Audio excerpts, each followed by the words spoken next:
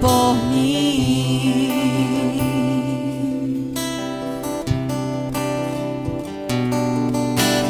Leve pra Deus tudo aquilo que eu preciso. Espírito Santo,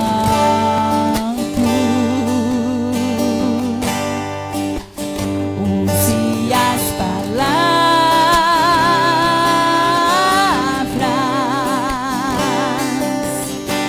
que eu necessito usar, mas não consigo.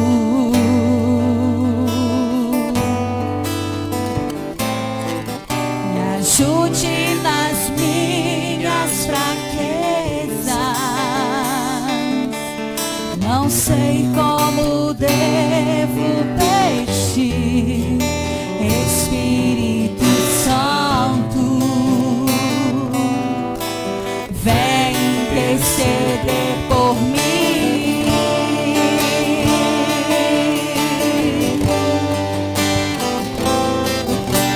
Todas as coisas cooperam para o bem daqueles que amam a Ti, Espírito Santo, vem orar por mim. Estou clamando, estou pedindo. Só Deus sabe a dor que estou sentindo. Meu coração está ferido, mas o meu clamor está subindo. Aleluia. Receba Jesus. Oh, aleluia.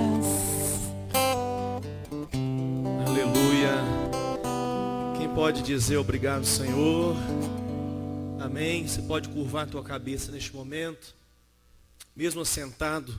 Quero que você curve a tua cabeça e vamos agradecer o Senhor, queridos, por este momento de louvor e adoração, por este momento que passamos aqui, a oportunidade que nós recebemos de ser adorador. Você teve essa oportunidade, está tendo essa oportunidade de ser adorador.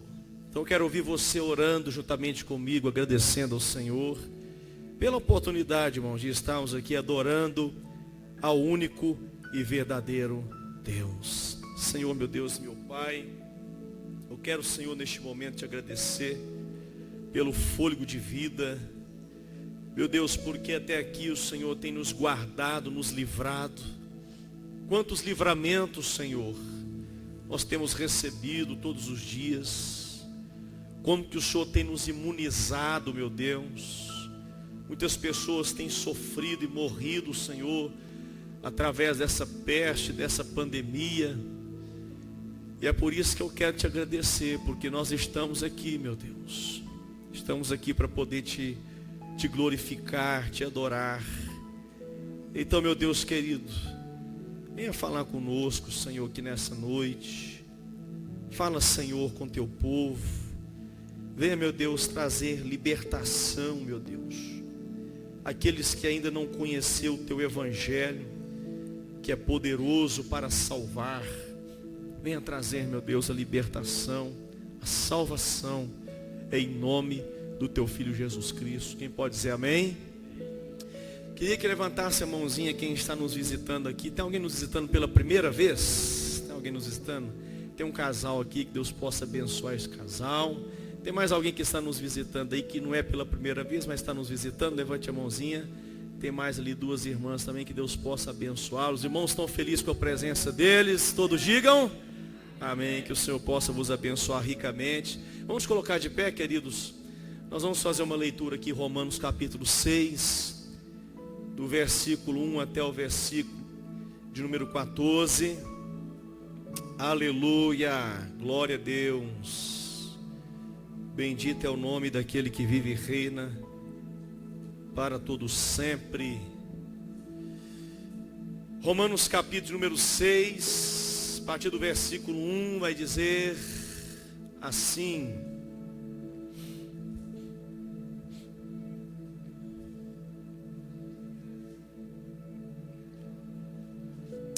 que diremos então? Continuaremos no pecado para que a graça aumente ainda mais? De modo nenhum. Como viveremos ainda no pecado, nós que já morremos para ele? Ou será que vocês ignoram que todos nós que fomos batizados em Cristo Jesus, fomos batizados na sua morte, fomos sepultados com ele na morte pelo batismo, para que, como Cristo foi ressuscitado dentre os mortos pela glória do Pai, assim também nós andemos em novidade de vida.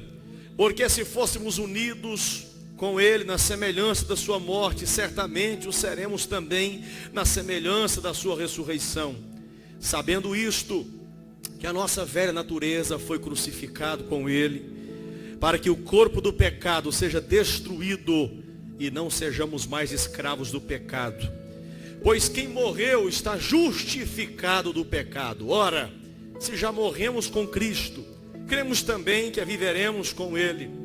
Sabemos que, havendo Cristo ressuscitado dentre os mortos, já não morre. A morte já não tem domínio sobre ele. Pois, quanto a ter morrido de uma vez para sempre, morreu para o pecado. Mas quanto a viver, vive para Deus. Assim também vocês considerem-se mortos para o pecado, mas vivos para Deus em Cristo Jesus. Somente até aqui, queridos, amém? Podemos assentar em nome de Jesus. Amados irmãos, esta carta que Paulo escreveu aos Romanos é uma carta para muitos, uma carta muito complexa e difícil de se entender. É uma carta que muitas pessoas, principiantes do estudo e da leitura das Sagradas Escrituras, é uma carta que geralmente eles vão pular. É uma carta que geralmente eles vão se esquivar dela, porque não se entende muito o que Paulo está dizendo aqui. Até Pedro, quando escreve a sua carta, ele vai dizer que as palavras de Paulo não é fácil de compreender. Mas, amados irmãos, o que essa carta quer trazer para mim e para você? O que essa carta aos Romanos tem de tão importante e tão precioso? Essa carta, ela explica justamente aquilo que não se entende com o conhecimento humano. Essa carta explica de forma profunda justamente aquilo que nós podemos conhecer e aprender unicamente pela fé, que é o Evangelho. É uma carta que vai explicar de forma profunda, de forma estrutural, de forma, irmãos, sistematizada, o Evangelho de Jesus. O que é o Evangelho?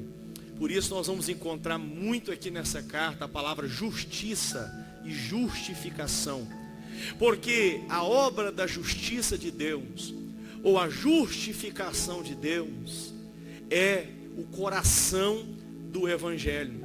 Se nós não entendermos o que é a justiça de Deus, o que é a obra de justiça, ou a justificação, nós não entendemos o que é o Evangelho, e muito menos vamos acreditar no Evangelho, irmãos.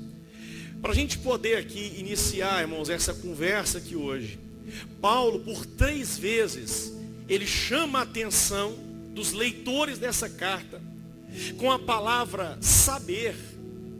Porque por 3 vezes ele fala, por exemplo, é sabido, ou sabendo isso, ou vocês não sabem. Sabemos que, quando ele escreve esse capítulo, ele repete por 3 vezes esta palavra, sabemos que, ou vocês não sabem.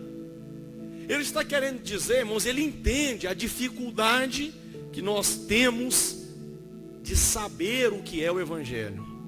Falar que acredita no Evangelho, todo mundo fala. Se eu falar, queridos, quem aqui creu no Evangelho que é poderoso para salvar? Todo mundo, amém. Eu creio, eu creio. Quem creu aqui, irmão? Levanta a mão para me ver. Todos vão falar, eu creio. Mas o Evangelho aparentemente é uma mensagem tão simples, mas a sua outra face é uma mensagem complexa e só se pode entender com a revelação de Deus. Amados irmãos, Paulo aqui ele enfatiza por 3 vezes. Vocês não sabem, é preciso saber isso, é preciso saber isso. Por quê? O Evangelho tem que ser estudado, irmãos. Pastor, ele tem que de forma repetida ensinar aos irmãos o que é o Evangelho. Por quê, pastor? Porque fora do Evangelho, irmãos, fora dessa mensagem, fora dessa pregação, não existe outra pregação, não existe outra mensagem poderosa para salvar o homem. Fora dessa mensagem, fora dessa pregação, não existe. Pode ter pregações, pode ter mensagens para mexer no seu ego, para mexer nas suas emoções, para empolgar você, para motivar você, para te dar chaves e princípios para se ter uma vitória, para se ter uma vida próspera e abundante. Pode sim, mas a mensagem da salvação é exclusivamente essa daqui. Amém, queridos? Eu queria aqui discorrer um pouco para os irmãos, para que os irmãos compreendam. Paulo sempre batia na mesma tecla, irmãos. Paulo sempre batia na mesma tecla, nas suas cartas, ele sempre relembrava os irmãos, ele sempre trazia uma clareza para que a igreja entendesse completamente o que é o Evangelho, o poder do Evangelho. Então, amados irmãos, antes dele escrever o capítulo 6, que ele vai falar sobre livres do pecado pela graça, muitas pessoas entendem completamente errado o que é a graça. Eles pensam assim, se eu estou na graça, se Jesus morreu por mim, derramou o seu sangue, sem eu merecer, então peraí, eu posso continuar aprontando, eu posso continuar pecando, que Deus vai continuar me amando, Deus não vai me castigar, e Deus vai me salvar. Irmãos, olha para mim. Essa falta de compreensão, essa ignorância no saber que o povo evangélico hoje vive, olha para mim, irmãos. A geração que nós vivemos hoje de evangélicos é uma geração ignorante, concernente ao saber do que é o Evangelho. Ignorante. E essa ignorância, irmãos, faz com que a grande massa evangélica continuem vivendo no pecado, dentro das igrejas, mas escravos ainda pelo pecado. A falta do saber. Então, antes de Paulo falar sobre essa liberdade, ele diz, quem está na graça é livre do pecado. Eu vou explicar a vocês por quê. Quem está na graça não vai viver mais no pecado, ele é livre. A graça serve para isso. É a capacidade que Deus te dá para viver em santidade. É Deus capacitando o homem para viver numa vida reta, de obediência, santidade e fidelidade a Ele. Você acredita no poder de Deus, irmãos? Irmãos, eu sou uma testemunha disso, porque eu desde criança, irmãos, eu tentei ser evangélico. Eu lembro que eu ainda era católico e eu tinha uma queda já para o sacerdócio. Eu lembro uma vez eu estava com uma viagem marcada lá para Curitiba, eu era criança, ia passar as férias na casa dos meus tios lá em Curitiba. Meu Deus do céu, as férias do sonho. De repente um colega meu, que era coroinha na igreja católica, ele falou assim, ô William, surgiu uma vaga lá no grupo lá dos coroinhas lá, você não quer participar? Eu falei, ué, eu quero, vamos lá ver como é que é esse negócio. Cheguei lá, participei da reunião, o padre convidou, falou que eu podia participar, então eu ia nas reuniões toda semana, e eu era escalado para ajudar o padre a celebrar a missa. Só que eu ficava o tempo inteiro assim, irmão, de costas pro povo, eu não entendia aquilo. Tempo inteiro, descosta para o povo. Oh, meu Deus do céu. Tinha que estar de frente para o povo, pregando a palavra. Mas então, irmãos, eu falei, não, isso não é para mim não. Então eu comecei a estudar com os testemunhos de Jeová. Era ainda adolescente, eu agarrei firme nos estudos, porque eu achava as ilustrações dos livros e das revistinhas das sentinelas do Testemunho de Jeová, as figuras, os desenhos, as gravuras, aquilo me encantava, irmãos. Eu olhava aquilo, meu Deus do céu, que maravilha. Mas de repente a gente vai descobrir que eles não acreditam no Espírito Santo como Deus e Jesus como Deus. É proibido você poder doar sangue, fazer uma transfusão de sangue. Eu comecei a ver essas deficiências. Deus me deu o livramento também de ser um ancião, testemunho de Jeová. Já fui algumas vezes nas reuniões, no Salão do Reino. Quando eu chegava lá, irmãos, eu dormia a reunião inteira. Um espírito de sono baixava em mim. Então eu vi que Deus estava me dando livramento. Mas aqui ninguém vai dormir, viu? Porque aqui eu te acordo em nome de Jesus. Eu estou de olho em você. Mas então, irmãos, aí eu, pela consequência da amizade, coleguismo, acabei caindo nas drogas. Os irmãos já sabem, vivi uma adolescência, perdido. E aí eu começava, de vez em quando eu ia na igreja evangélica, na Assembleia de Deus, e chegava lá, que a gritaria, que a barulhada, eu falava, mas esse povo é doido demais. E quando eu olhava para o púlpito, irmão, tinha um pastor lá de um bigode preto, com a cara ruim, eu falava, meu Deus do céu. Quando eu olhava para o meu lado, eu tremia todinho, irmãos. Eu falava, meu Deus, para servir a Deus tem que viver nessa opressão aqui dentro. Então eu não conseguia, irmão, secando a Assembleia de Deus. E estava nas drogas. Um certo dia eu era convidado para ir nas igrejas evangélicas, eu ia, retiro, eu ia, e não firmava, não entendia nada. Não entendia, irmãos. Tenho certeza que tem gente que está aqui dentro, não entende nada que a gente fala aqui. Eu não entendia nada. Eu ia para a igreja, dava sono, eu ficava ansioso para dar o horário para ir embora para casa. Mas teve um dia, irmãos, eu não sei te explicar. Uma coisa eu sei, estava na agenda de Deus. O culto acabando, os meus colegas me esperando na rua, para poder aprontar. A última oração da noite, de repente o povo começa a chorar, tomado em glória. O povo chorando. Eu falei, esse povo não vai acabar o culto, o povo chorando. Meu Deus do céu, na hora de ir embora. Então eu senti a vontade de fechar os olhos, e lá no meu subconsciente, na minha mente, eu falei com Deus na minha mente, se for o Senhor que estiver fazendo esse povo chorar, toca em mim agora e me faça chorar. Um nó foi apertando a minha garganta assim, jovens. Foi apertando, eu jovem, igual vocês assim, ó. E foi apertando aquele nó, e foi apertando. Quando eu vi, eu não enxerguei mais ninguém. E eu comecei, irmãos, a chorar como uma criança, um bebê recém-nascido, chorando, desesperadamente, um nó apertando a minha garganta, uma dor apertando. De repente eu tive uma visão, eu vi eu mesmo olhando no espelho. E hoje eu entendo que aquele espelho que eu estava vendo é o Evangelho. O Evangelho não é para você caçar pecado no próximo, mas o Evangelho é para você ver quem você é. O Evangelho revela duas coisas: quem você é e quem Jesus é. Se o Evangelho não está mostrando para você quem você é, se você não está conhecendo as suas mazelas, se você não está conhecendo os seus pecados, se você não está conhecendo os seus demônios, é porque você não conhece o Evangelho. Porque quando nós temos um encontro com o verdadeiro Evangelho, Deus nos dá um diagnóstico. Deus nos revela quem nós somos.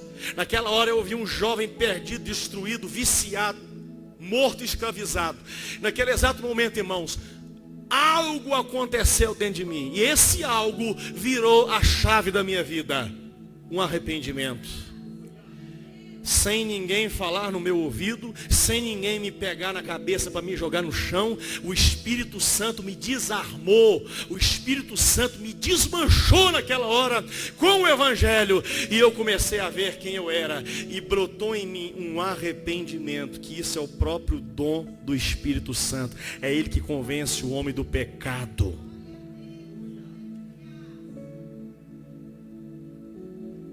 Eu vou falar para vocês que não dói, irmãos. Não dói. Porque naquele exato momento que veio aquele arrependimento profundo, eu me senti envergonhado diante de Deus, mas eu pude contemplar a glória de Deus diante de mim, a grandeza de Deus e a minha pequenez. Quanto mais eu olhava para Ele, mais eu entendia que eu era pequeno. Então naquele exato momento, Eu descobri que o gigante que estava na minha vida, que eram as drogas, não era tão grande assim, porque maior era quem estava diante de mim. Quando eu tive um encontro com a glória de Deus, irmãos, que me foi revelada naquele dia, que estava já na agenda de Deus, eu conheci a grandeza de Deus, e ao mesmo tempo eu vi que aquele demônio que me escravizava era pequeno. E eu falei: Senhor, eu não consigo vencer este mal, mas se o Senhor me libertar agora, não é 10 minutos, não é daqui 5 minutos, é agora. Porque daqui 2 minutos a minha carne vai querer as drogas, mas se o Senhor me libertar agora, eu te servirei, eu serei o teu escravo, eu serei o teu servo, eu não vou viver mais, mas eu viverei para ti o resto da minha vida. Naquele exato momento, a aprovação de Deus recaiu sobre mim, e eu senti um poder subindo da planta dos pés até o alto da minha cabeça, e eu comecei a sentir o meu corpo flutuar, e quando eu abri os olhos, o meu rosto queimava e resplandecia em glória, um semblante se abriu, o meu sorriso se abriu, o meu olhar ficou resplandecente, e eu falei: meus irmãos, a paz do Senhor, eu estou chegando para ser crente nessa igreja. Não é pela força do homem, é pelo braço do Senhor, irmão. Se Ele escolheu você, não adianta você espernear, não adianta você fugir. Ele vai te pegar, Ele vai colocar um anzol no seu nariz, um freio na sua boca, Ele vai te cercar de espinhos, até você conhecer o amor dEle por você. A partir daquele dia meu coração começou a queimar, irmãos, queimar, e nunca mais parou de queimar, irmãos. Nunca mais parou de queimar. E até hoje meu coração queima, porque o fogo que Deus acende em nós não se apaga, não se apaga. Não é um fogo estranho que qualquer homem pode pagar, é o fogo que vem do próprio Deus.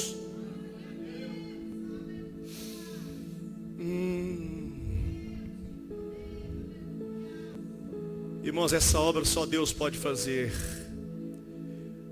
E com essa minha experiência, conhecendo a palavra de Deus, conhecendo e lendo as Escrituras, irmãos, que é um livro infindável, é um livro infinito nas suas revelações. Nós vemos Paulo, irmãos, explicando, dando uma base para a gente, uma cosmovisão do que aconteceu com a humanidade. Paulo dando uma explicação, por que o homem é um ser caído. Por que o homem já nasce no pecado?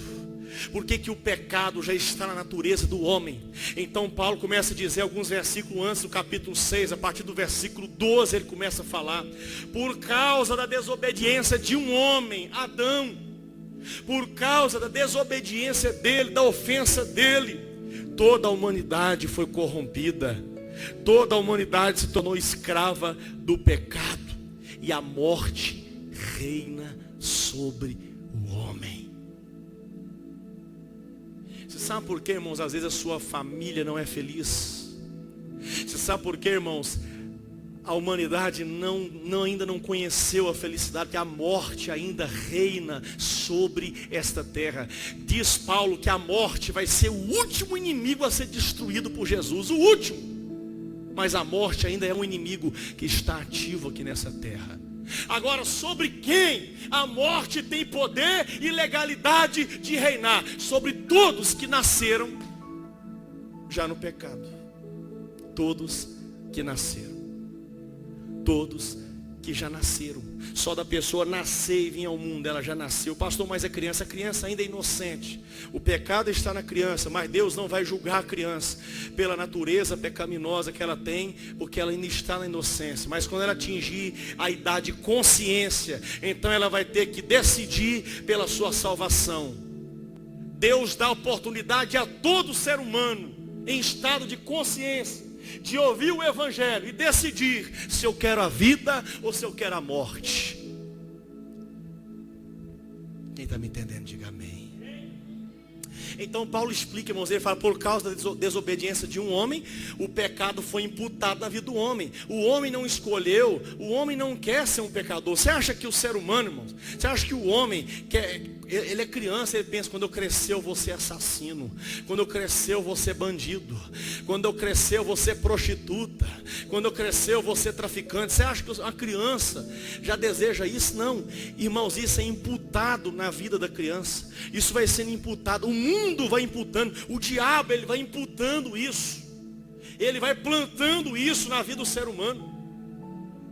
E todo aquele que é escravo do pecado, irmãos, a morte reina sobre ele. A morte reina, o espírito de morte, de destruição, o reino das trevas, o reino da morte. Todo aquele que vive no pecado está morto. Pastor, mas anda, trabalha, come, fala, sim. Tem olhos para ver e não vê, ouvidos para ouvir e não ouve, boca para falar e não fala. Parece que está vivo, mas não é. É um sepulcro caiado. Por fora é bonito, por fora é linda, maravilhosa. Por fora, quando anda na rua, os homens assovia, bate a palma da mão, aplaude, os rapazes arrancam suspiro das moças, mas por dentro está morto. Por quê? Porque já nasceu assim. Mas Deus, irmãos, com seu infinito amor, Ele já tinha um plano eterno de salvação e redenção. Porque Paulo vai explicar que da mesma forma que o pecado entrou por causa de um homem, pela porta de um homem. Escute, irmãos, escute. Cada um de nós aqui é uma porta. Você é uma porta. Você pode falar comigo, eu sou uma porta. O ser humano é uma porta, irmãos. Adão foi a porta para o pecado entrar na humanidade. Adão foi a porta para o pecado entrar na humanidade, a morte reinar sobre a humanidade. Mas de repente apareceu um que disse assim: eu sou a porta. Eu sou a porta. Quem entrar por mim vai ser apacentado pelo bom pastor, vai repousar em pastos verdejantes, aonde as águas são tranquilas, que vão refrigerar a tua alma. Eu sou a porta, Jesus disse. E Paulo vai dizer, irmãos, por causa de um homem o pecado entrou, mas também por causa de um homem. Deus deu troco. Diga assim, Deus deu troco. Irmãos, Deus é Deus de vingança, diz a palavra do Senhor. Isaías vai dizer, e Paulo também vai dizer, irmãos. Romanos capítulo 12, versículo de número 19 vai dizer: a mim pertence a vingança, eu é que retribuirei, diz o Senhor. Só Deus, irmãos, tem a capacidade de vingar. Se eu falar assim, Deus é vingador, você vai, então eu posso vingar. Não. O ser humano não sabe vingar com santidade. Deus, Ele faz as suas vinganças, mas dentro da sua justiça e da sua santidade. Quem me entendeu, diga amém. Como que Deus vingou? Se o pecado e a morte entrou por causa de um homem, a remissão do pecado, a cura do pecado e a salvação e a vida também entrou por causa de um homem. Se o primeiro Adão ele trouxe a morte, o pecado, o segundo ele trouxe a vida. Se o primeiro foi a porta para a maldição, o segundo é porta para a bênção. Aleluia, aleluia, aleluia. Se o primeiro desobedeceu, vivendo em perfeição, vivendo dentro do jardim do Éden, vivendo no meio da prosperidade, o segundo obedeceu, vencendo o diabo no deserto, passando fome, sede, sendo humilhado, sendo moído, sendo amassado, sendo cuspido na cara. Mas ele foi fiel até a morte. E ele venceu, ele disse: está consumado. Está consumado, irmãos. Então Paulo ele ensina uma regra: a desobediência mais pecado vai gerar reino de morte. Escute o que eu vou dizer: quem vive em desobediência à palavra, quem vive no pecado, está debaixo do reino da morte. Pastor, por que a minha vida não rompe? Pastor, por que as coisas não dão certo para a minha vida? Você tem que analisar primeiro. Será que eu ando na obediência? Será que eu ando na santidade? Ou será que você anda em desobediência no pecado? Porque se for, a morte tem legalidade sobre a tua vida. Você está correndo risco de vida. Você está correndo risco de vida. Se levantar amanhã, pode agradecer a Deus. Pastor, você está fazendo medo? Estou fazendo medo sim, hoje eu estou. Para que haja arrependimento e você fala: Senhor, eu quero sair daqui resguardado, salvo, reconciliado, lavado no teu sangue. Eu não quero, meu Deus, que a morte tenha poder sobre a minha vida.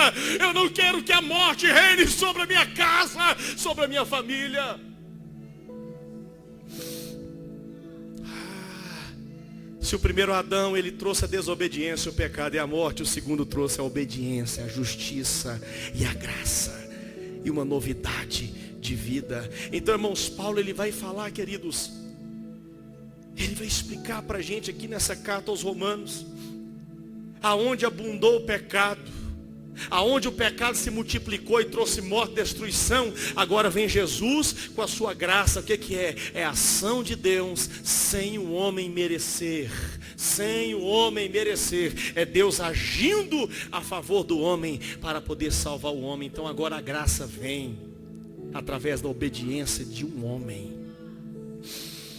O que é a graça? A graça é o poder de Deus que vem para reinar. Escute, irmão, sabe quem Deus colocou hoje para poder guerrear contra a morte? Olha para mim, aqui está a morte reinando sobre os pecadores. Do lado de cá está a graça reinando sobre aqueles que foram reconciliados pelo sangue de Jesus. Quando a morte olha para um pecador e não vê o Espírito da graça sobre ele, a morte tem poder para reinar sobre essa pessoa. Mas quando a morte olha para alguém e vê o Espírito da graça sobre aquela pessoa, a morte não tem mais poder, porque aquela pessoa pertence a Jesus. Diga assim, irmão, eu quero estar debaixo da graça. Aleluia, aleluia, aleluia. Irmãos, agora veja bem, o que essa graça faz em nossa vida? A graça traz salvação, a graça traz misericórdia, a graça faz com que as promessas de Deus se cumpram em nossas vidas. Mas exclusivamente a graça também, irmãos, ela vai nos redimir do pecado. Ela vai nos livrar do pecado, porque quem está na graça é livre do pecado. Pecamos ainda? Pecamos. Mas se nós pecamos hoje debaixo da graça, é porque a gente quer, não é porque nós somos obrigados a pecar. Diga assim, irmão, quem peca debaixo da graça, não é porque é obrigado, é porque quer.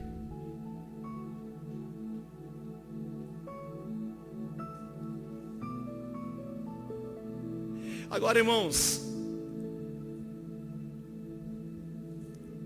por que só podemos ser livres do pecado pela graça? Por que a liberdade, o livramento da escravidão do pecado só pode acontecer pela graça de Deus? Por quê? Será que eu não consigo lutar contra o pecado? Será que se eu não tiver uma vida de jejum e oração, eu não vou vencer o pecado? Não. O pecado nós só vencemos, irmãos, através da liberdade que a graça nos dá.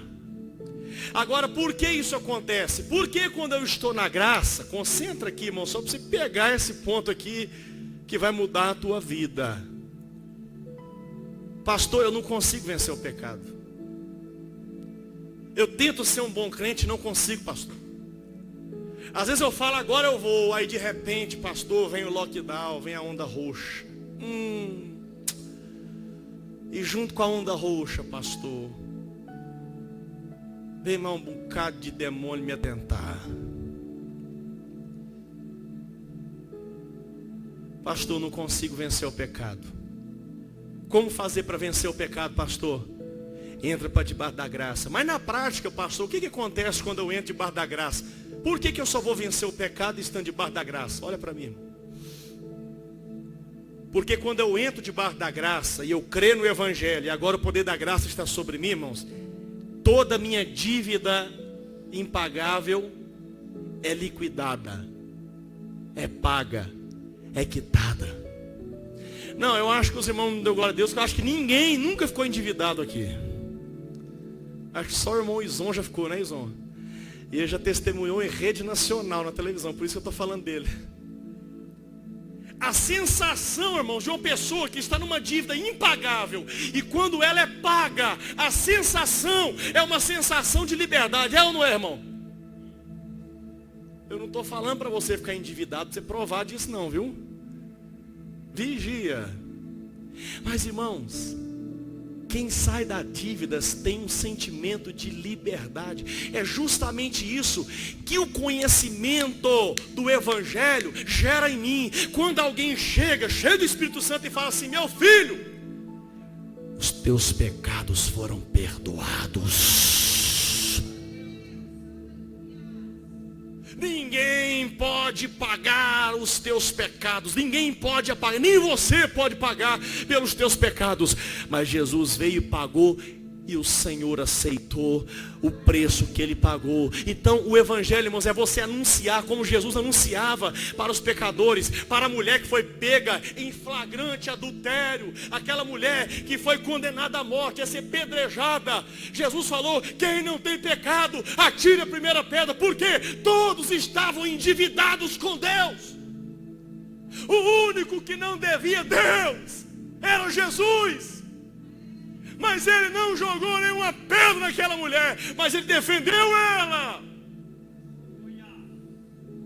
E quando ele defende ela, ele está revelando o Evangelho e a graça, dizendo para ela: cadê os seus acusadores? Ela levanta a cabeça e fala: não estão mais aqui, Senhor. Ele falou: pois é, eles não vão te acusar, e nem eu. Eu sou o único que poderia até te matar aqui agora, porque ele era o próprio Deus, mas ele está revelando quem Deus é. Deus é amor. Ele disse: vai e não peques mais. Eu tenho certeza que aquela mulher, irmãos, nunca mais deitou com nenhum homem, a não ser se for o marido dela. Você sabe por quê? Porque o amor de Deus constrangeu ela. A graça constrangeu ela, porque sem ela merecer, ela merecia a morte, mas Deus revela a misericórdia e a graça, e imputa a justiça nela, e diz para ela: vai, eu quitei a sua dívida, agora cuide, para não fazer mais conta e nem dívida. Eu quero até perguntar ao Ison mais uma vez que nós caímos numa dívida feia, a gente fica mais esperto, sim ou não, para não cair em dívida? Não cai fácil mais.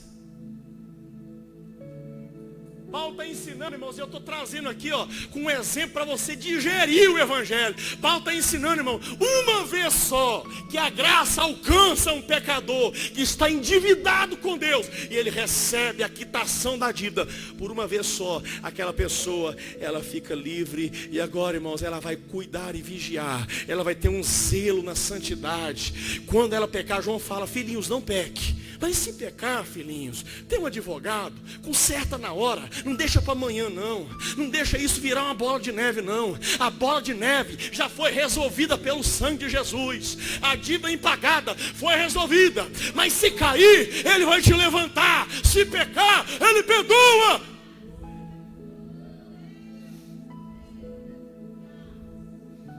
Vai, não peques mais.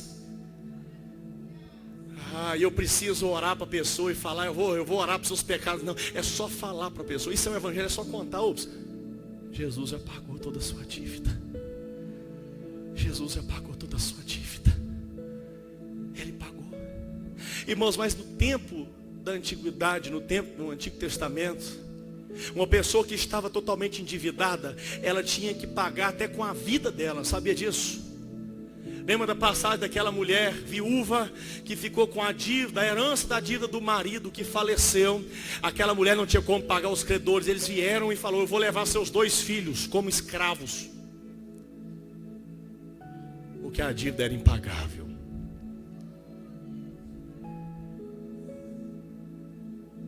Mas através da graça de Deus, Deus proveu um milagre. E aquela dívida foi paga e quitada. E Deus falou através do profeta com aquela mulher: você vai pagar toda a dívida. E além disso, vai sobrar dinheiro para você se tornar uma mega empresária, vendedora e produtora de azeite. É assim que Deus faz. Ele quita a sua dívida e derrama sobre você uma herança, uma riqueza.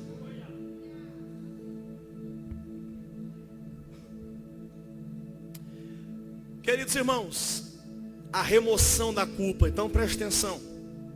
Quando a graça de Deus alcança a minha vida, quando a graça de Deus está sobre mim, o Evangelho me faz entrar debaixo da graça. O Evangelho fala: entra na graça. Se você crê em Jesus, você pode entrar. Você foi justificado, entra debaixo da graça. Debaixo da graça, irmãos, o que acontece comigo? Na prática, primeiro, a remoção da minha culpa. A culpa, irmãos, é mais de 1 tonelada nas nossas costas. Uma pessoa que vive debaixo de culpa está carregando nos seus lombos mais de 1 tonelada. É um peso que a pessoa carrega. Uma pessoa que vive debaixo de culpa, irmãos, ela vai se comportar de forma errônea na vida, tomar decisões erradas. Uma pessoa com feridas na alma, com culpa, com acusações, com o diabo acusando ela de dia e de noite, essa pessoa nunca vai acertar, sempre vai errar, porque ela é movida pela culpa dela.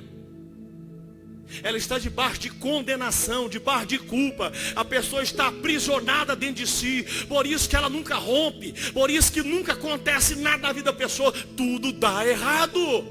Não tem casamento que dá certo. Não tem negócio que dá certo. É doenças inexplicáveis que aparecem na vida da pessoa, porque está debaixo de culpa. Mas quando eu entro na graça, a culpa sai. As coisas velhas se passaram, e eis que tudo se fez novo. Diga assim, irmãos: eu estou na graça, porque eu criei no Evangelho. Diga assim, irmão: toda a minha culpa já foi lançada no mar do esquecimento. Sinta a leveza de Deus aí. Sinta a leveza de Deus aí, irmão. Sinta aí, irmão. Mas é sentir mesmo, como eu senti no meu testemunho, irmãos. Eu senti a leveza assim, Deus tirou com a mão o fardo assim, ó. Isso é real, meu querido, isso é real, isso é real.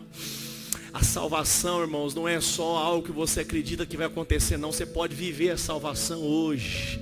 Você pode tocar na salvação, você pode sentir ela, você pode, irmãos, se alimentar dela, você pode se alegrar com ela. Mas, irmãos, a segunda coisa que acontece ao entrarmos na graça de Deus, irmãos, é a imputação da justiça. O que é a imputação da justiça, irmão? Imputação da justiça é uma herança que é creditada na sua conta. Imagina então uma pessoa que estava endividada, uma dívida impagável, a dívida foi quitada e agora foi creditado na conta dessa pessoa milhões, está lá. Então um certo dia a pessoa vai lá, irmãos, passa o cartão lá na maquininha para ver o extrato, fala: meu Deus, eu vi minha dívida. E quando olha, a dívida foi paga, e além disso o negócio está no azul, vê lá só 0, 0, 0, 0, 0, 0, 0, fala: meu Deus do céu, o que é isso? Deu alguma coisa errada aqui, tem alguma coisa errada. Aí vai no gerente do banco, fala: o que aconteceu? Estava no vermelho, estava estourado, estava endividado, agora eu estou vendo tudo no azul, tem um dinheiro lá que eu nunca tive na minha vida. Ele vai falar assim: uma certa pessoa depositou na sua conta. Sabe o que o Evangelho faz com a gente, irmão? Primeiro tira a culpa, tira a condenação, quita a sua dívida. Agora imputa sobre você a justiça de Deus. Sabe o que é a justiça de Deus, irmãos? É a vida de Deus. Jesus falou assim: eu vim trazer. O diabo veio tirar, eu vim dar. Eu vim trazer vida, e vida com abundância. Primeiro, eu vou remover você do cativeiro. Eu vou quebrar as correntes da sua vida. Eu vou quebrar os grilhões. Eu vou tirar você do reino da morte. A morte não vai reinar mais sobre você. Você vai ser livre, vai ser filho. Eu vou reconciliar você com o Pai. Segundo, eu vou imputar sobre você a minha vida, a minha riqueza. Eu vou imputar a você a minha bênção. Eu vou te dar o meu espírito. Vocês entenderam as duas coisas que tem que acontecer na vida do homem, irmãos? É por isso que Paulo, ele vai dizer, irmãos, que aonde abundou o pecado, vai superabundar a graça de Deus. Aonde o pecado reinou através da morte, a graça vai reinar pela justiça, que vai conduzir a vida eterna. Diga assim, irmão. Diga assim, a morte não reina mais sobre a minha vida. Diga assim, quem reina sobre a minha vida é a graça de Deus. Diga assim, a graça e a sua justiça.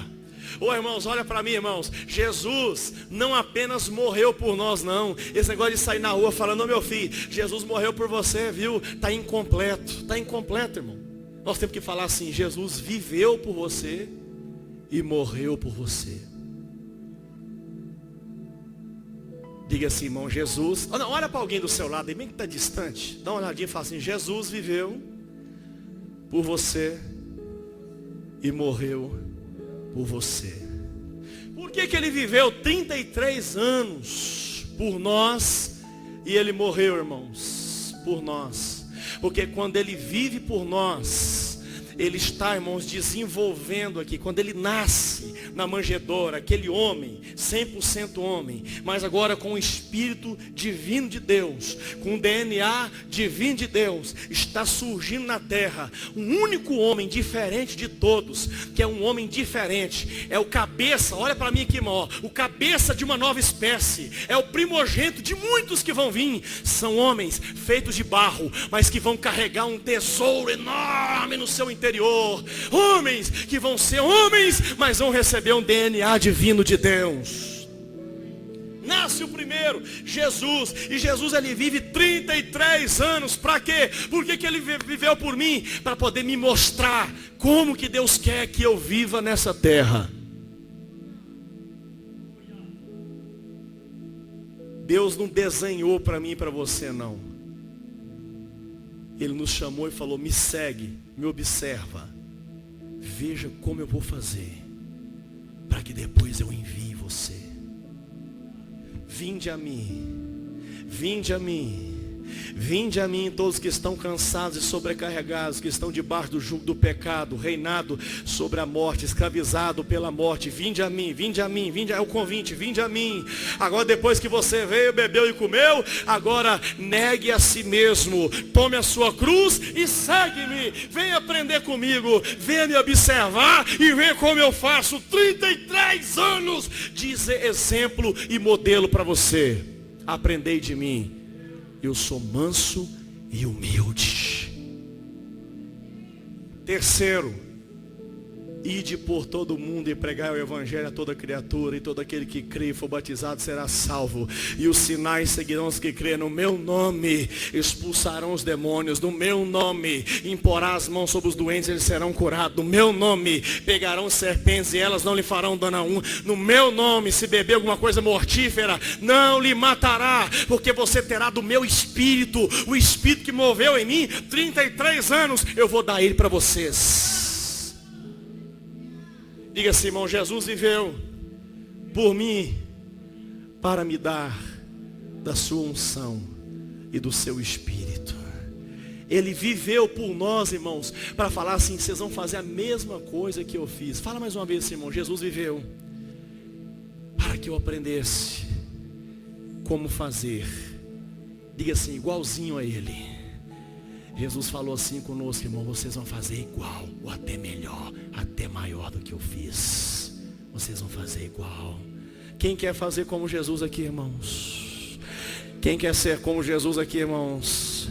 Ele viveu para poder ensinar e imputar em nós um espírito de vida, de justiça. Mas ele também morreu, irmãos. Então Paulo, ele vai falar aqui, queridos, se nós vivemos com ele, nós morremos com ele.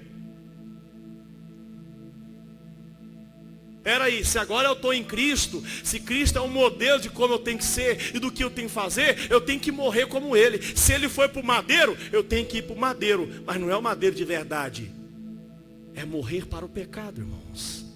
Não é sofrer como ele sofreu na cruz. Mas Paulo vai dizer aqui, ó, nós não vamos morrer na cruz ou lá no madeiro, nós vamos morrer para o pecado.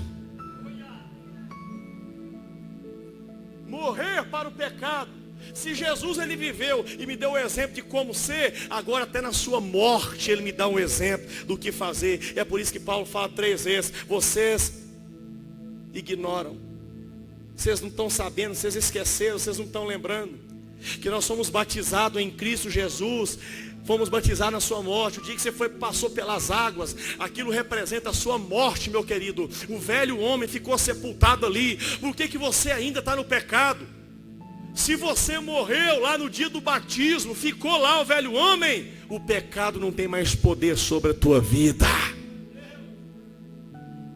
Você está morto. O pecado, irmãos, não pode agir sobre quem está morto. Você já viu um defunto pecar? Quem já viu o defunto pecar aqui?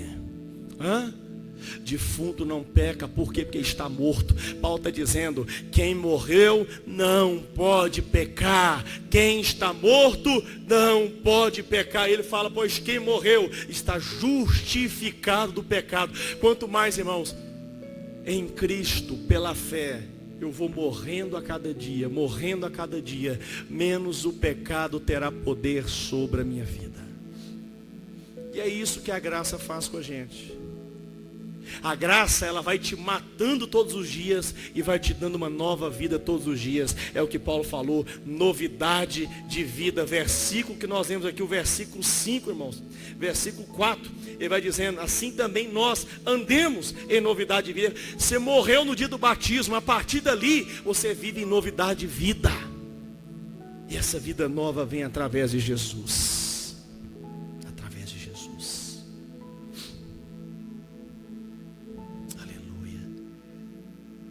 Paulo vai escrever aos Coríntios, irmãos, no capítulo 5, versículo 2, dizia assim: aquele que não conheceu o pecado, se fez pecado por nós. Jesus nunca conheceu o pecado, mas ele se fez pecador, para que nele fôssemos feitos justiça de Deus. Você é a justiça de Deus. Nós somos a justiça de Deus. Pastor, o que Deus quer comigo? Fazer justiça. Você é a justiça de Deus. Por causa de um só homem, o pecado destruiu a raça humana. Mas agora a graça de Deus está agindo na vida de muitos. E você hoje é uma porta da justiça de Deus nessa terra. Escute, irmão, você é uma porta da justiça de Deus. Pastor, eu não dou conta de ser crente como vocês. Não é você que vai ser. É Deus que vai fazer justiça em você. É Ele que vai imputar o poder na sua vida, irmão. Ele escolhe aqueles que não são. Ele escolhe aquele que não é. Ele escolhe os pequenos. Ele escolhe os desprezados. Ele escolhe os humilhados, ele escolhe os escravizados. Mas se você crê, ele vai capacitá-lo, ele vai te dar uma novidade de vida, ele vai fazer algo com você que você nunca imaginou, ele vai imputar sobre você uma herança de glória. Quem acredita nisso, levanta a mão e fala: eu creio, Senhor, eu creio. Eu ministro sobre você aqui nessa noite. Novidade de vida. Você, irmão, você pode estar frequentando igreja, isso nunca vai mudar a sua vida, não. O que vai mudar é você entender o Evangelho e crer no Evangelho e saber que a partir de hoje a sua dívida foi quitada. E você agora, meu irmão, vai ter uma oportunidade de viver uma novidade de vida, começar do zero, mas agora é do jeito de Jesus. É do jeito dele, vai te dar um novo nome, uma nova história. Um novo nome, uma nova história. Paulo então nos ensina a morrer e viver pela fé, queridos. Morrer em Cristo. Quem morreu está justificado. A morte, nós morremos só uma vez. Diga assim, irmãos, eu morro só uma vez. Então olha para mim, você já morreu, irmão. Quem tem medo de Covid aqui, morrer de Covid? Medo de morrer de Covid? Ninguém, graças a Deus, né? Por que eu não tenho medo de morrer de Covid? Porque eu já morri. No dia do meu batismo eu morri, irmãos, eu estou morto. Por isso que Jesus vai dizer: não tenha medo daquilo que pode matar a sua carne, não. Tenha medo daquilo que vai te matar eternamente. Tenha medo do inferno. Não tenha medo do que vai matar a sua carne. E Paulo vai falar, irmãos, que quem está salvo em Cristo não está morto, está dormindo em Cristo. Não existe a palavra morte para quem já morreu. Aleluia, a morte é dada apenas uma só vez. Depois disso, o juízo. Nós não podemos ter medo da morte, irmãos, porque nós já morremos em Cristo. Diga assim, irmão, eu já morri em Cristo. Sabe que tem muita gente que não produz, muita gente que não faz nada da vida, tem medo da morte, medo. Fala assim, eu não vou ter mais medo de nada, porque eu já estou morto, eu já morri lá atrás. Eu não temerei mal algum, porque o Senhor está comigo. Aleluia, aleluia. Se você já está morto, o pecado e a morte não tem poder mais sobre a tua vida. E Paulo também vai dizer, irmãos, que a morte não terá domínio sobre você. Você sabe o que é isso, irmão? Você tem uma autoridade sobre a morte. A autoridade sobre a morte. Você chegar na tua casa e dizer, espírito de morte, eu te repreendo. Saia dessa casa, em nome de Jesus.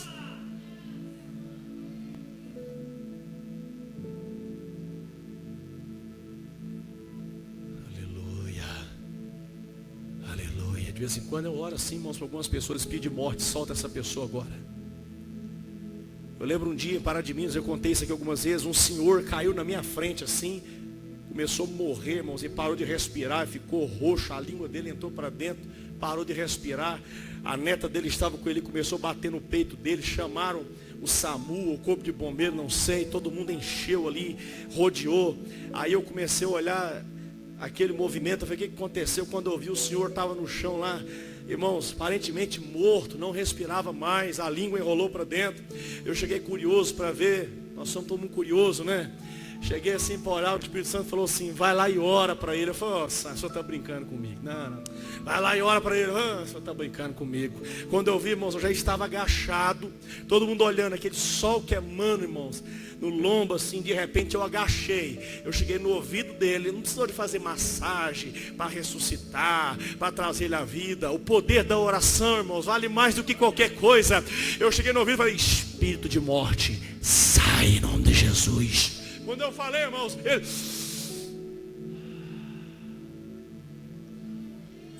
o espírito voltou naquele corpo. Porque a morte não reina sobre nós. Ah, irmão, se vocês tivessem noção dessa autoridade espiritual, se você tivesse noção, quem tem o evangelho, quem está na graça, está acima da morte, está acima do pecado. Somos príncipes do rei da justiça e nós vamos reinar com ele em vida. Reinar com ele em vida. Vamos reinar com ele, irmãos. Então, irmãos, o evangelho me ensina, através da graça, a morrer em Cristo, mas em viver em Cristo. Viver em Cristo. Se eu estou morto para o pecado, Paulo vai falar, vivam agora para Deus. Não viva para mais nada. Não viva para você, não. Esqueça de você. Você morreu lá no dia do batismo. Viva agora para Deus. Você é um adorador. Você é um adorador. Viva para Ele. Faça para Ele. Adore para Ele, cante para Ele, toque o seu instrumento para Ele, ore para Ele, faça tudo para Ele, até a comida que você fizer, irmã, na sua casa, faça pensando nele, dando glória a Deus a Ele, até o banheiro que você for lavar, a faxina que for fazer, faça como se fosse para Ele, glorifique a Ele, viva para Ele, viva para Ele. Pastor, não estou aguentando meu casamento mais. Suporte esse casamento como se fosse para Ele. Quem está entendendo o que o Senhor está dizendo aqui nessa noite, irmão? Quem está entendendo? Pastor, não estou suportando mais essa pessoa. Pastor, não estou suportando mais. Suporta, porque não é para você e não é para essa pessoa, é para Ele. Pastor, ele está me humilhando, ela está me humilhando, perdoa, mas ele não merece, mas é para Ele, é para Ele, é para Ele. Viva para Ele. Você morreu, você vive para Ele. Dia os irmãos ainda vai ficar bem fervoroso, igual eu assim, ó, vai começar a pular comigo aqui na hora da pregação. Aleluia, aleluia, aleluia. Tem quase 20 anos que eu sou assim, irmão. Desde quando eu converti, eu sinto fogo queimando e nunca se apaga. Eu quero que vocês tenham também desse fogo. Porque nós somos livres, somos livres. Essa máscara não pode amordaçar a sua boca. Esse distanciamento não pode impedir você de ter comunhão com o céu. Levanta a mão, levanta, irmão, levante. A única religião, irmãos, que não é obrigatório você se movimentar adorando é os evangélicos. Os muçulmanos adoram Alá, movimentando, movimentando. Os judeus adoram Jeová, movimentando, movimentando. Mas hoje, infelizmente, muito crente está adorando a Deus assim, ó.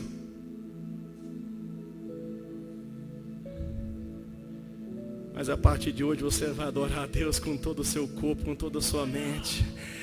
Você vai parar de ficar esquentando o banco, porque o Espírito Santo vai te pegar daqui uns dias.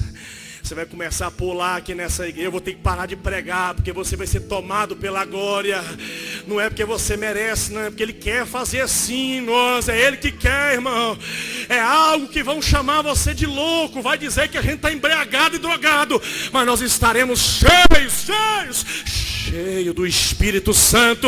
E não tem nada melhor. Não tem nada melhor. Mas o Espírito Santo é para aqueles que morreram para o pecado, porque eles vão viver exclusivamente para Deus. Põe a mão no teu coração e diga: eu quero viver exclusivamente para o Senhor, meu Deus. Irmãos, e foi isso que eu fiz na minha primeira oração. Eu falei: se o Senhor me libertar, eu vou te servir o resto da minha vida.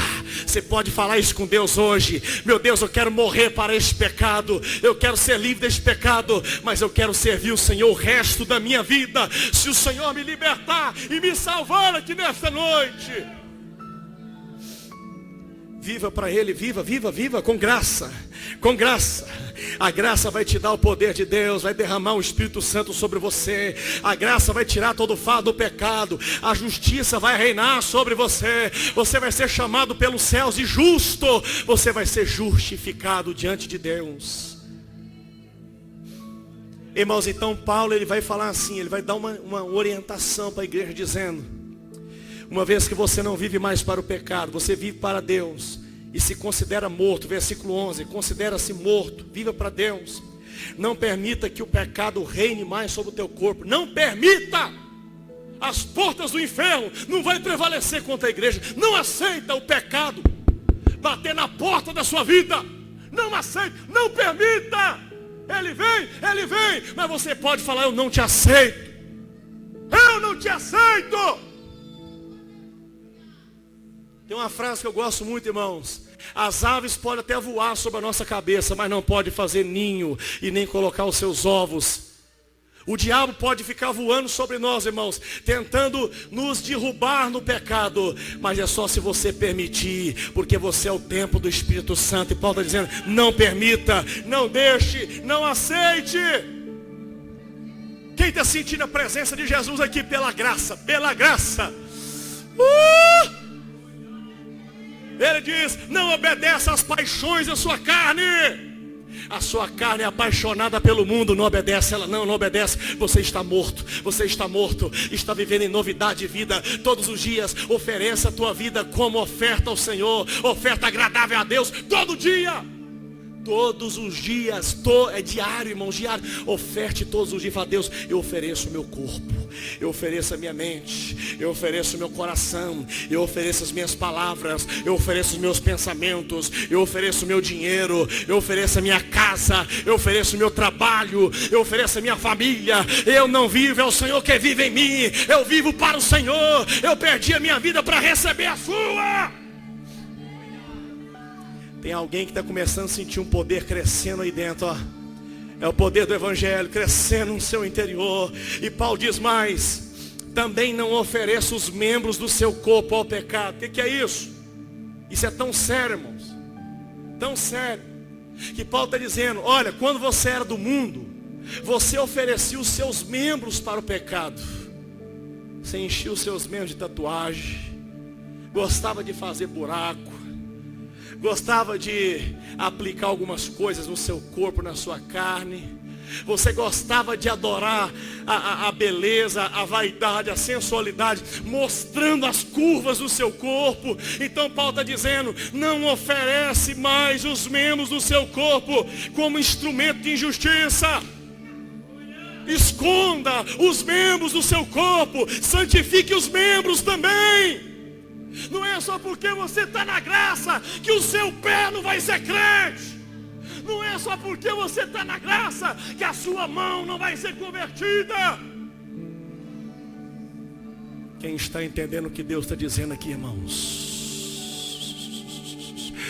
Tem um espírito de santidade reinando aqui, irmãos. Um espírito de santidade. Um espírito de santidade. Não. Paulo vai dizer que a única marca que você vai carregar no seu corpo é a circuncisão no coração, meu querido. Não tem que ficar trocando a cor do seu corpo, a cor da sua pele. Seja grato a Deus pelo que Ele fez. Ele diz, oferece, não é só você para Ele não, oferece os seus membros também. Fala, Senhor, eu vou oferecer minha canela, eu vou oferecer meu braço, eu vou oferecer minha orelha, eu vou oferecer vou parar de fofocar, vou parar de falar mentira, vou parar de olhar com inveja, porque eu ofereço tudo ao Senhor. Quem está entendendo, irmãos? Quem está entendendo? Pastor, agora eu fiquei até sem graça, o Senhor me apertou. Não, irmão, estou dizendo aqui também que daqui para trás tudo quitado. Ele perdoou e falou, vai, não peques mais. Quem está recebendo a mensagem aqui, irmãos, a boa nova, vai. Ele está dizendo, não, eu entendo, você não sabia, você estava na ignorância, você não sabia, mas a partir de agora você sabe. Então vai, não peques mais. Vai, não peques mais. O seu membro é instrumento de justiça, a sua língua. Aqui, essa língua aqui, meu querido, tem vida e tem morte. Ele está dizendo, usa essa língua como instrumento de justiça. Usa esses ouvidos como instrumento de justiça. Para de ouvir fofoca aqui, para de ouvir fofoca ali, para de ficar compartilhando coisa que não edifica, para de pôr os teus olhos aonde te corrompe, mas ofereça a Deus. Mateus 18, Jesus vai falar assim, o reino dos céus é semelhante a um rei cujo servo lhe devia 10.000 talentos. Olha para mim aqui, irmão, já estou acabando a mensagem, pode ficar até de pé. De pé todo mundo, vamos lá de pé, para você ficar mais descansado. Diga assim, irmãos, 10.000 talentos. Queria chamar os irmãos do louvor para subir aqui. Olha só que Jesus falou a parábola, o reino dos céus é semelhante a um rei cujo servo lhe devia. Quanto que o servo devia a ele?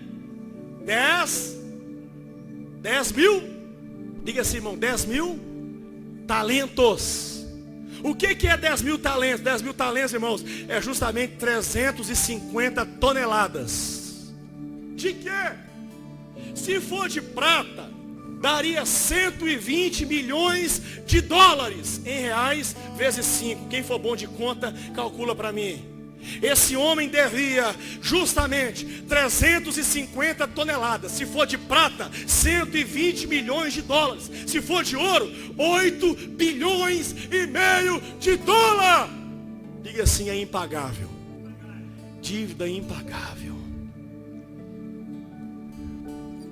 Mas Jesus vai dizer, o reino de Deus, o reino dos céus, é como esse homem que estava endividado e não tinha como pagar, mas o Senhor deu o perdão da dívida. Irmãos, o nosso pecado era com 350 toneladas de peso em nossas costas. A minha capivara e a sua estava bem suja diante de Deus, irmãos. Mas o próprio Deus, em Jesus Cristo, derramou seu sangue para poder perdoar os nossos pecados. Ele se fez pecador para imputar a justiça em nós. Ele nos justificou, Ele quitou a nossa dívida, Ele pagou essa dívida, irmãos, impagável que você tinha. Por que você não se alegrou ainda, meu querido? Toda a sua vida de pecado para trás, que era impagável, uma vida amaldiçoada, Ele já pagou, Ele já rasgou essa cédula, Ele já lançou no mar do esquecimento, meu irmão. Por isso que você tem que se alegrar. Seja livre, vai, seja livre. Lá em cima, lá os jovens, lá em cima, sejam livres. Morra para o pecado e viva para Deus. Viva para Ele. E Ele não só quitou a sua dívida, mas Ele imputou na sua vida uma herança de glória, uma herança de poder. Ele imputou sobre você uma herança de vida eterna.